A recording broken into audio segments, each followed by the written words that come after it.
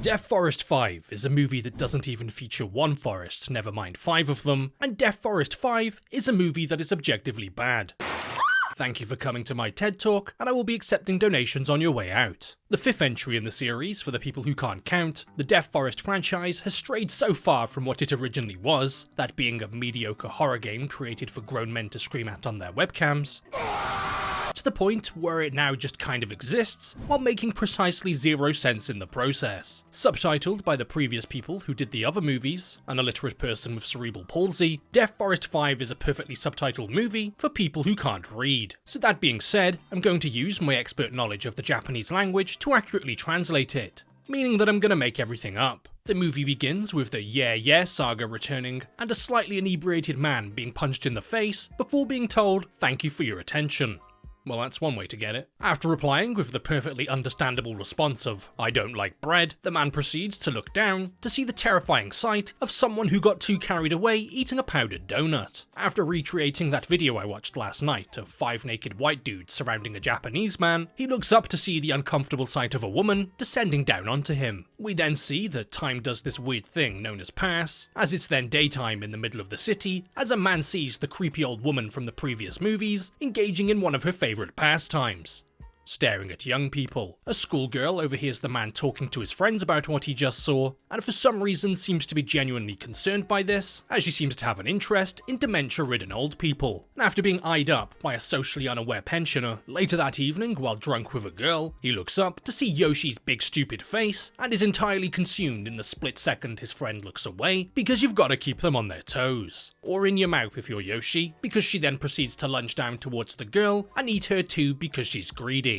One of the men who assaulted the drunk guy earlier is being questioned by the police, as assaulting random people is unfortunately generally frowned upon these days. The man's disappeared since having an interaction with Yoshi, and they think that he's got something to do with it. The schoolgirl from before then tells her friends that she was chased through the streets by a mildly aggressive Caucasian man the previous night, as he proceeded to make this face. That incident led her to conduct research about schizophrenic white people in Japan, and apparently everyone who had claimed to see such a creature would soon end up going missing. This information causes her to do a weird little cry before suddenly having a vision of Yoshi. And if the previous movies are anything to go by, but probably not because continuity is merely a suggestion in this series, anytime your Yoshi alarm starts going off, that means she's nearby and is about to get up to some rather strange activities, like eating school children, as she then sees one of the white creatures behind her friend, who doesn't seem to be able to see it herself because she should have gone to Specsavers. We then see 2 other completely random women, as this movie seems to have a thing for completely random, unestablished characters. One of them is named Yui, who is running from something, as she proceeds to say, "8 amazing white people. What is a white person?"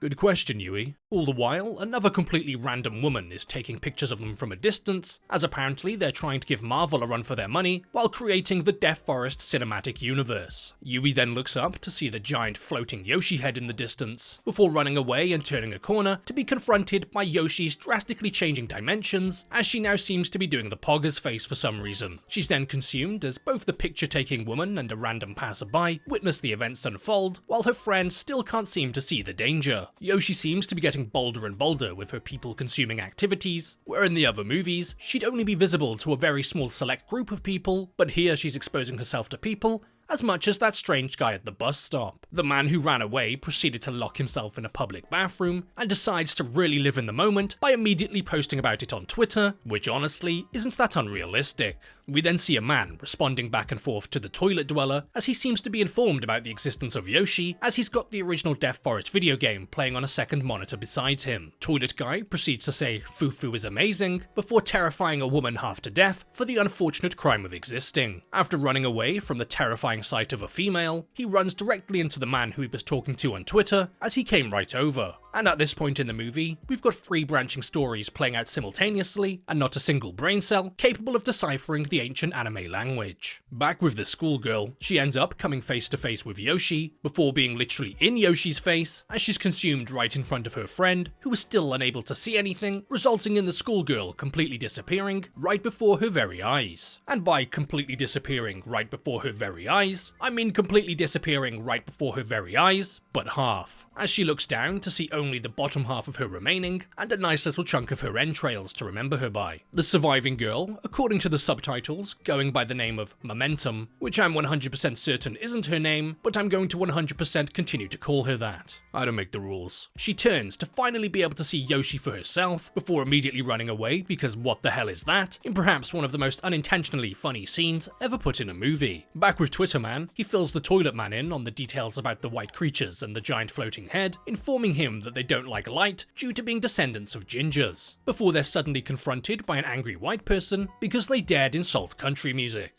They stop it in place using a torch, and unlike the previous movies, the creatures no longer appear on camera, despite it being an integral plot point in the previous entries. The schoolgirl is running away from Yoshi and is confronted by her in a tunnel as she miraculously manages to shrink somehow, and is just about to be consumed for all of her nutrients when yet another character named Rio appears with a light, seemingly knowing how to fend off the creature due to being an expert in repelling women. After Yoshi's scared away by some overly enthusiastic dude with a glowy stick, she returns to the toilet man from before and proceeds to eat him up with these remarkable Windows Movie Maker tier effects as he repeatedly says, "Yes, yes, foo-foo, yes," because this man has his priorities. A subplot amongst the sea of subplots includes the police tracking down a now homeless Kazuki with long hair, as they believe he has information about Yoshi and they're trying to stop her. But unfortunately, Kazuki's been quite dramatically affected by having to appear in 4 of these movies so far, and doesn't seem to be entirely with it anymore. Momentum and another one of her friends named Nanase meet up with the man who saved her, Rio, and his friend Sanbun, which I'm also sure isn't his name,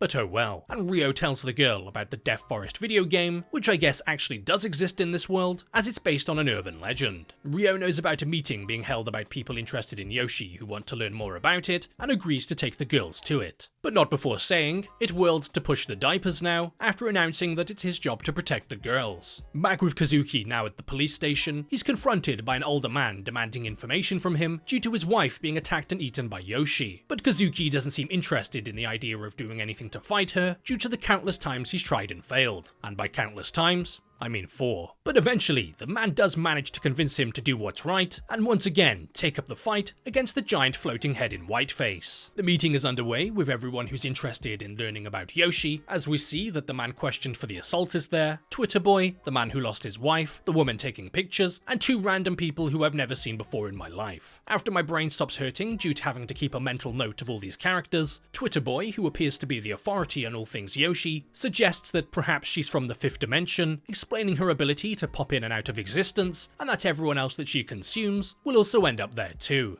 Well, what's left of them. He theorizes that Yoshi and the white creatures are actually yokai, Japanese ghosts and spirits, who can supposedly be seen by well-trained Buddhists in the 5th dimension, a plot point that, despite it actually being potentially interesting, is immediately dropped and never mentioned again, because adding one more character to the mix might cause the scriptwriter to die of cardiac arrest. The girl, who was creepily taking pictures of other random people for research purposes, has managed to obtain a few blurry shots of Yoshi and the creatures, despite them not showing up on mobile phones, because she was using film, and Yoshi and the creatures are anti-digital snobby purists, kind of ignoring the fact that I'm pretty sure Kazuki's camera was digital in the other movies, and if not, how does that explain Yoshi's showing up on phone cameras in the previous movies? But hey, continuity is for nerds. Kazuki then starts to cut off his hair, as like the average female, he feels compelled to immediately change his hairstyle at the slightest inconvenience. He then proceeds to steal a random guy's moped by frantically yelling at him, "It's an education 1 by 1, and the guy just kinda lets him.